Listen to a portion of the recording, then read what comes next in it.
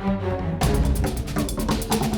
तरफ भारत का रूस के साथ तेल खरीदना तो दूसरी तरफ अमेरिका और नाटो का रूस पर प्रतिबंध, जो ये साफ दिखा रहा है कि भारत कोई कोर कसर नहीं छोड़ा अपने मित्र देश की मदद करने में। लेकिन इस बीच चीन और अमेरिका ने भारत रूस के संबंध को लेकर सवाल दाग दिए हैं, जिनका भारत ने सटीक जवाब दिया है। लेकिन अब इस बीच नाटो ने लगा दी है चीन की ग्लास और कह दिया है कि जितनी जल्दी हो सके रूस की मदद करना बंद करो। लेकिन सवाल तो ये खड़ा हो रहा है कि क्या चीन भारत से कमजोर है और भारत को कोई कुछ नहीं बोल रहा, लेकिन चीन को धमकियों पे धमकियां मिली जा रही है। नमस्कार, जय हिंद, भारत तक देख रहे हैं आप, मैं हूं आयुष। नाटो ने चीन को सीधी धमकी दी है और कहा है कि उसे रूस को सैन्य और आर्थिक मदद देना बंद करना चाहिए। चीन को हमारा संदेश है कि वो दुनिया के उन देशों के साथ खड़ा होना चाहिए जो यूक्रेन हमले को लेकर रूस की कड़ी निंदा कर रहे हैं। चीन रूस के खिलाफ क्रूर युद्ध की निंदा करे, वो आर्थिक और सैन्य रूप से रूस का समर्थन न करे।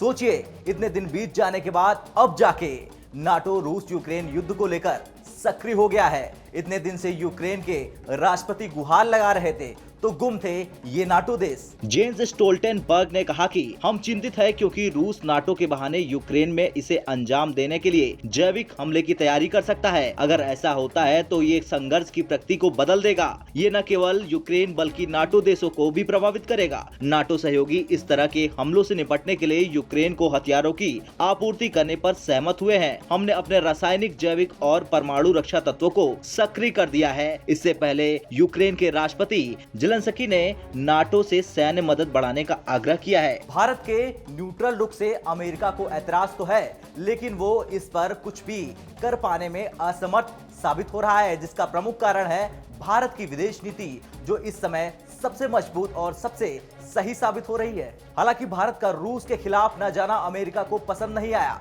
जिस पर खुलकर न बोल पाने में असमर्थ अमेरिकी राष्ट्रपति बाइडेन ने बयान दिया। हालांकि इस बयान का भारत ने सटीक जवाब दिया। विदेश मंत्री ने कहा कि यूक्रेन की स्थिति और व्यापार के मुद्दे को एक साथ जोड़ने का कोई सवाल पैदा नहीं होता। जहां तक यूक्रेन पर हमारे रुख की बात है, ये बहुत स्पष्ट है। हमारा रुख 6 सिद्धांतों पर आधारित है। एक, कि हम हिंसा और सभी तरह की शत्रुता को तत्काल समाप्त करने का आह्वान करते हैं। हम शांति के समर्थन में हैं। दूसरा, हमारा मानना है कि बातचीत और कूटनीति के रास्ते पर लौटने के अलावा और कोई रास्ता नहीं है। तीसरा, हम मानते हैं कि वैश्विक व्यवस्था, अंतर्राष्ट्रीय कानून, संयुक्त राष्ट्र चार्टर और सभी देशों के क्षेत्रीय अखंडता और संप्रभुता के सम्मान पर आधारित है। चौथा, हम संघर्ष की स्थिति में मानवीय मदद का आह्वान करते हैं। पांचवा, हम स्वयं मानवीय मदद दे रहे हैं। हमने अब तक यूक्रेन को 90 टन मानवीय मदद दी है। हम और अधिक मदद, विशेष रूप से दवाएं उपलब्ध कराने पर विचार कर रहे हैं। और छठवां, हम इस मामले में रूस और यूक्रेन दोनों के नेताओं के संपर्क में हैं। खैर, अब आपको समझ में आ गया होगा भारत चीन को लेकर।